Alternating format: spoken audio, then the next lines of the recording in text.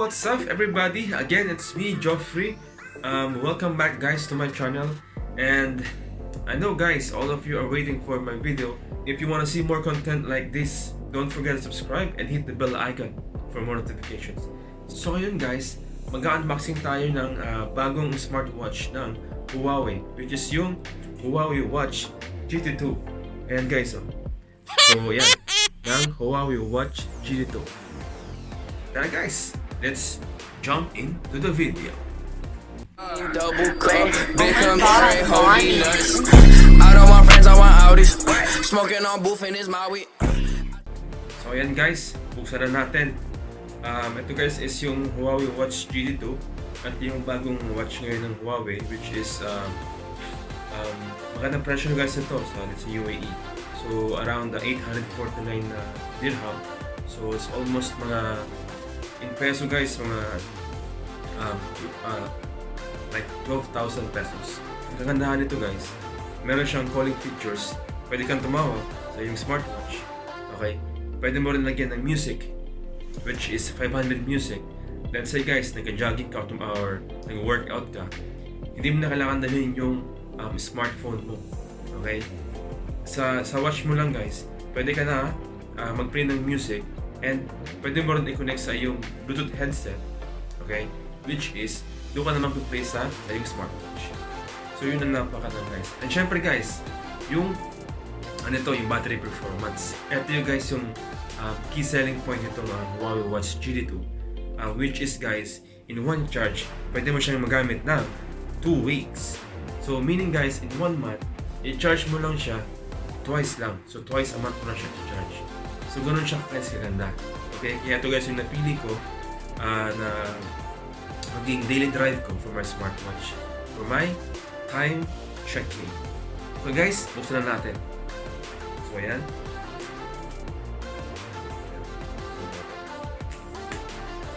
So ayan guys. Ito na yung aking bagong smartwatch. Yun. Ayan guys.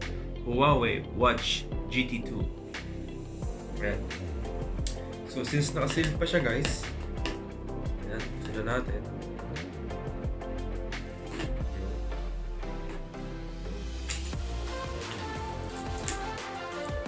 Ayan guys.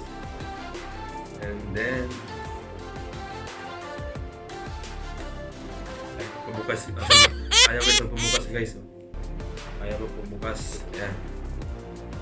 So ayan guys, ito na yung ating Huawei Watch GT2. Ayan. Ito guys yung box niya.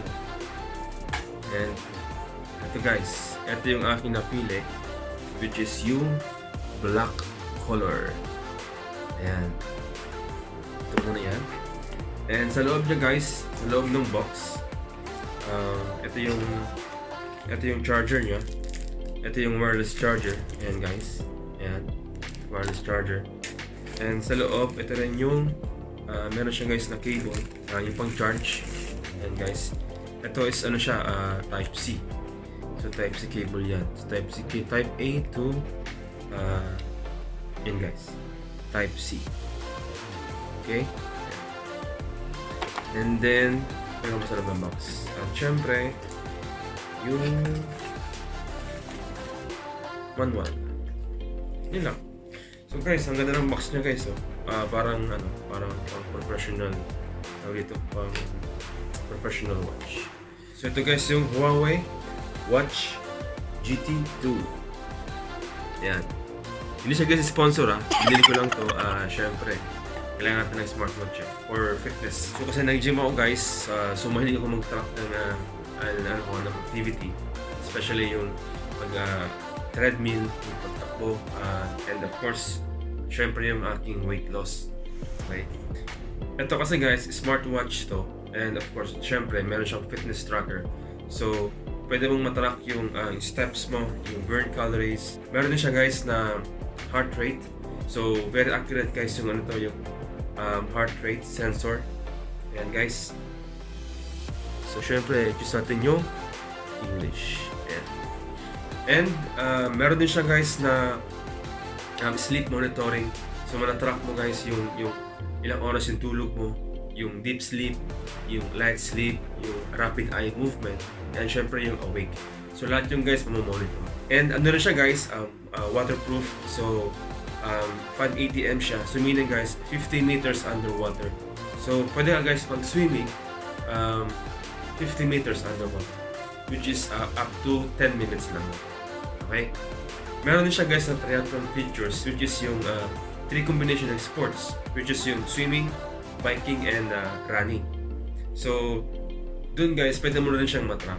At saka, pwede mo siya lagyan ng music, which is yung 500 music, pwede mong isync dito from phone to smartwatch. And pwede mo siyang ilagyan ng contacts and favorite contacts. So, meaning guys, di mo na kailangan kunin yung phone mo sa bulsa mo. Dito lang guys sa watch, dahil mo lang siya, so pwede ka nang tumawag. So meron siya guys na microphone dito, yan sa gilid, microphone, and ito rin yung kanyang speaker. Ayan guys. At saka guys, kung meron kang headset Bluetooth, pwede mo siyang i-connect dito.